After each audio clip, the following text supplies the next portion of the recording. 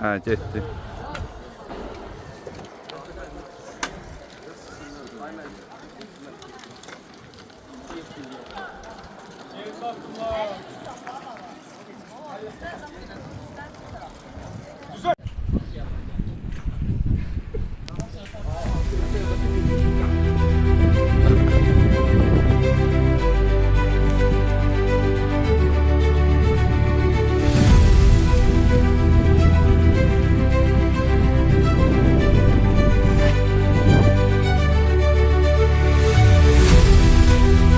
Tələsmə, Xəzər, tələsmə.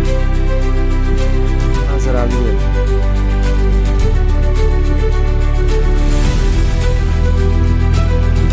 Sıram cəldi, mən sizi çəkim dənə. Sıram cəldi.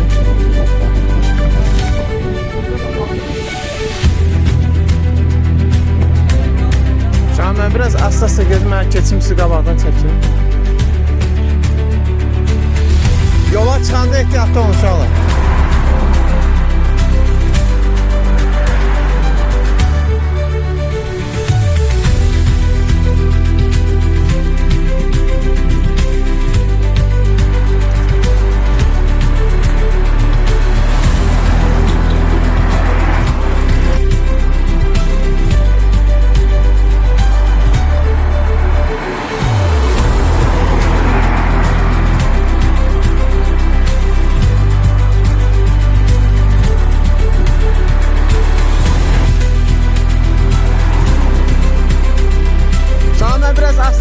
İnşallah biraz asta-asta gedin, çəkim sizi. Şaman məktəbin arxa qapısında gözləyir.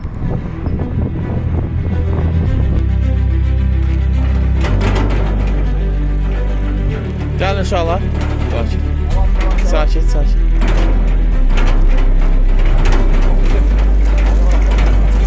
Ehtiyatla, ehtiyatla. Ay bala, sıran pozma.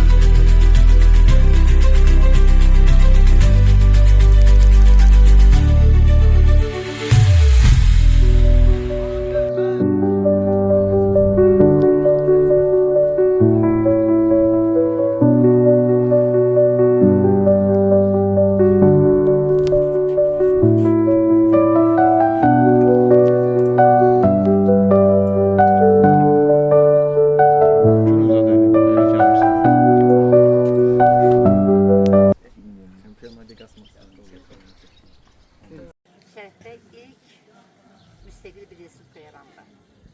Azərbaycan Cümhuriyyəti yarandı. Azərbaycan Cümhuriyyəti. Bəli, həmin dövrdən bugünə qədər torpağı öz qanı ilə sulayıb vətən edən igidlərimiz həmişə anılır.